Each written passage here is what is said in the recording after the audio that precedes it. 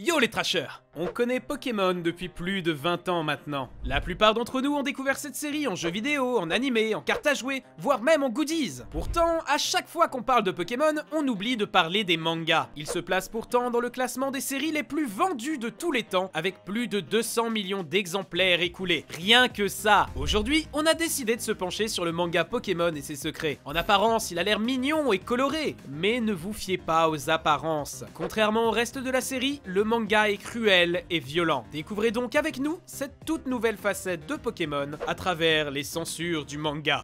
Les censures du manga oublié. Connaissez-vous le manga Pokémon The Electric Tales of Pikachu? Si derrière ton écran tu as répondu non, c'est normal, car pratiquement personne ne le connaît. Il a carrément été éclipsé par une autre série de mangas Pokémon plus connue, Pokémon Adventures. Mais du coup c'est quoi Pokémon The Electric Tales of Pikachu? Ce manga en 4 volumes est sorti au début des années 2000 au Japon, et pas chez nous en France, comme d'habitude. Généralement, les mangas Pokémon racontent soit une histoire inédite, soit l'histoire des jeux vidéo. Cette fois, ce n'est pas le cas. L'histoire qui nous est racontée suit la trame scénaristique des débuts de l'anime Pokémon en la revisitant un petit peu. On retrouve ainsi dans ce manga beaucoup d'histoires modifiées, reprises de différents épisodes qui sont rassemblés en petits chapitres. Dans les 2 premiers tomes, on suit Sacha pendant sa traversée de Kanto, première région de Pokémon. Dans le 3e, on le voit participer à la Ligue et comme dans le dessin animé, il perd contre Rishi, son ami et rival. Il partira ainsi pour l'archipel Orange. Et enfin, dans le 4e tome, il participe à la Ligue Orange, qu'il gagnera. Même si le manga a l'air très cool en apparence et fun, il cache en réalité un côté bien plus sombre, qui l'amènera à se faire censurer plus d'une trentaine de fois. Mais qu'est-ce qui a posé problème? La réponse tient en à peine 3 mots. La nudité suggestive. L'auteur du manga n'est autre que Toshihiro Ono. À l'origine, ce monsieur est un dessinateur de hentai, manga à caractère X. Par conséquent, il dessine souvent des personnages féminins sexy en mettant en valeur leur forme, les mettant dans des positions plus ou moins suggestives, en leur faisant porter des vêtements courts. Oui, mais là, monsieur, on parle de Pokémon, un manga avec des enfants pour les enfants. Le personnage qui a fait le plus polémique dans cette histoire, c'est probablement Ondine. Dans l'animé, elle a 12 ans. Dans le manga, pareil. Sauf que ça se voit pas du tout. Elle est représentée comme si elle était une jeune femme, avec des formes. C'est assez commun dans les mangas de brouiller les pistes, genre Jotaro a 16 ans, et Mitsukei Sakuro du manga Bokuzatsu Tenshi Dokuro-chan n'a que 9 ans. Sérieusement, regardez-la. Elle a vraiment 9 ans d'après vous? Le truc, on est d'accord, c'est que c'est souvent assez malsain. On avait eu un gros problème avec ça justement sur le manga Dragon Ball. Dedans, Sangoku et Bulma ont 12 et 16 ans. Pourtant, il y a plein de blagues graveleuses. Glénat a donc reçu une petite visite de la police dans ses locaux belges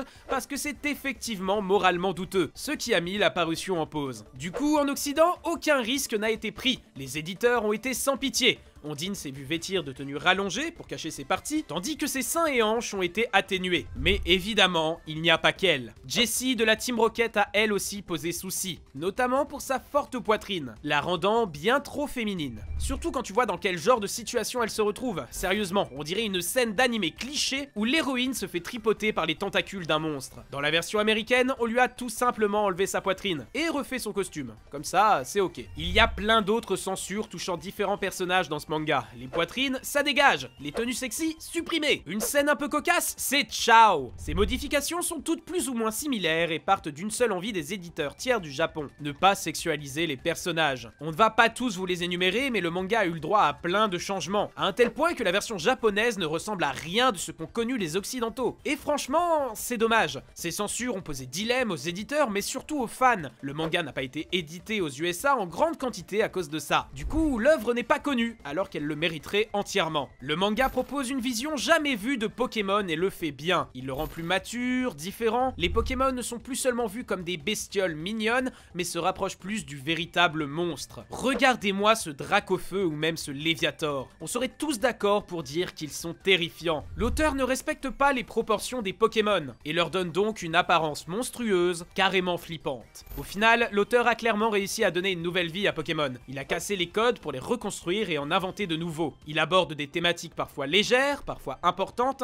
qui peuvent aider à se construire. Et c'était là tout l'intérêt et l'envie de son créateur, Toshihiro Ono. Dès les premières pages, on ressent son besoin de créer un nouvel univers Pokémon. Arrêtons les créatures mignonnes, les personnages enfantins. Passons à la vitesse supérieure. Montrons au lecteur à quoi ressemblerait réellement ce monde. Adaptons-le au code du manga et changeons sa forme. Même si cette œuvre a beaucoup été critiquée, pour des raisons plus ou moins valables, elle mérite néanmoins votre attention. l'animation. Les censures dans Pokémon Adventure. Pokémon Adventures est l'un des mangas les plus vendus au Japon, et même dans le monde avec son actif 150 millions de copies vendues pour plus d'une cinquantaine de mangas. Il a su, malgré ses débuts difficiles, trouver son public et se développer au fil des années. Cette série de mangas a eu le droit à 2 versions en Europe et en Amérique. Et celle qui a collectionné le plus de censure et de limitations, c'est celle de Viz-Kid, datant de 2009. Pokémon Adventures, ou chez nous Pokémon La Grande Aventure, est un manga créé par Hidenori Kusaka, scénariste connu uniquement pour ça. Il a été illustré à ses débuts par Mato, une mangaka japonaise sur les 9 premiers tomes. Elle sera remplacée par Satoshi Yamamoto à cause de problèmes de santé, affectant ses mains, la rendant plus faible de jour en jour. Contrairement à l'anime, Pokémon La Grande Aventure est un manga racontant l'histoire des jeux vidéo, des premiers opus aux plus récents. On est donc plongé dans des récits divers et variés aux côtés de personnages iconiques tels que Red et Blue, pour ne citer que. Le manga est sombre et gore, parfois même étrange. Là où l'anime Pokémon a du mal à faire mourir un de ses personnages, ici, c'est tout le contraire. Le manga nous montre des héros blessés, des Pokémon décapités, zombifiés, et j'en passe. Regardez-moi ce pauvre Arbok gisant au sol, agonisant petit à petit. Regardez ce Psycho-Quack devenu complètement fou après avoir subi des atrocités. Pour l'anecdote et contre toute attente, le créateur de Pokémon, j'ai nommé Satoshi Tajiri, a approuvé la série en déclarant que ce manga retranscrivait à la perfection sa vision du monde de Pokémon. C'est la bande dessinée qui ressemble le plus au monde que j'essayais de transmettre. Je veux que tous les fans de Pokémon lisent cette bande dessinée. Le manga a beaucoup été censuré à ses débuts. L'une des censures les plus marquantes, c'est pour de la violence sur mineurs. Dans la saga Crystal, du manga qui se passe au même moment qu'Or et Argent, on voit une enfant se faire gifler. Au Japon, c'est resté comme ça, mais ailleurs, le personnage frappant la gamine a changé de position, et le slap, onomatopée étant là pour appuyer le mouvement de la gifle, a été changé par glare, qui signifie éblouissement. En gros, un simple regard en colère du daron calme le gamin. Tuer des Pokémon en les montrant agoniser au sol, ça dérange pas. Par contre, montrer un père qui corrige son fils, c'est un problème. Regardez ces 2 photos, est-ce que vous y voyez une différence? À première vue, probablement non, sauf le changement du sens de lecture de la page. Pourtant, plusieurs éléments ont été modifiés. Dans cette scène, on peut voir Norman, le champion d'arène, frapper son fils Ruby. Jetez un coup d'œil en bas de la page, vous voyez ce qui a été enlevé cette fois? La scène où Norman en colle une à son fils a été supprimée. On n'a aucune explication à ce jour de pourquoi cette case a été retirée et remplacée. Mais comme pour la censure précédente, il est fort probable que ce soit pour éviter de montrer à des enfants de la violence sur mineurs. La censure religieuse est l'une des formes de censure les plus répandues dans les mangas et animés. Dans Pokémon, ce n'est pas vraiment le cas, puisqu'on n'en compte qu'une seule à l'heure actuelle. Chez les Américains, oui encore eux, cette planche a été redessinée. Dans le tome 9 de Pokémon Adventure Noir et Blanc, on peut y voir 6 champions d'arène d'Unis attachés et suspendus à des croix. Ce passage faisant penser fortement à la mort du Christ, il a été quasi intégralement modifié. Les croix disparaissent au profit de rondeaux et les positions des personnages changent par conséquent. Sinon, connaissez-vous le Pokémon Liputu?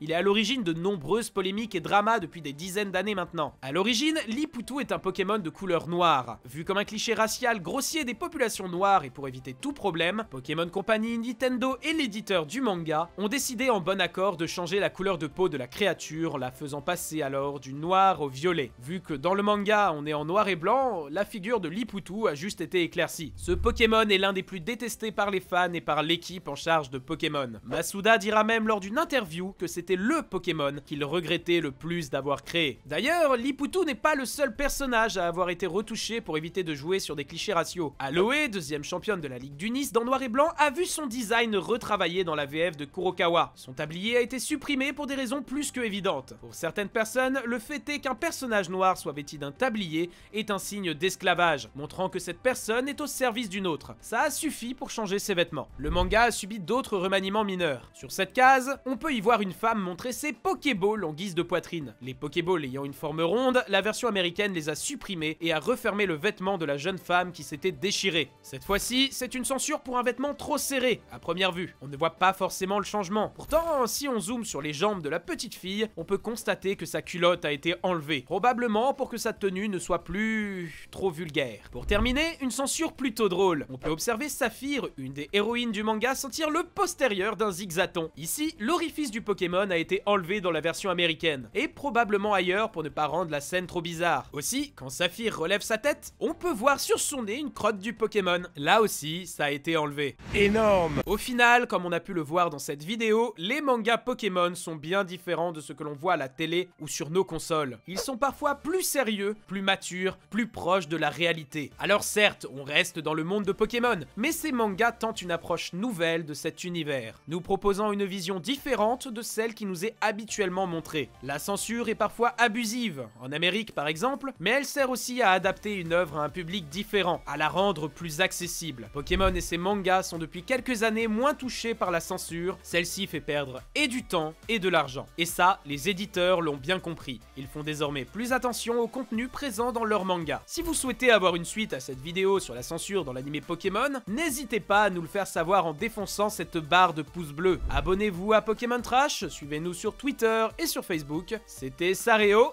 ciao!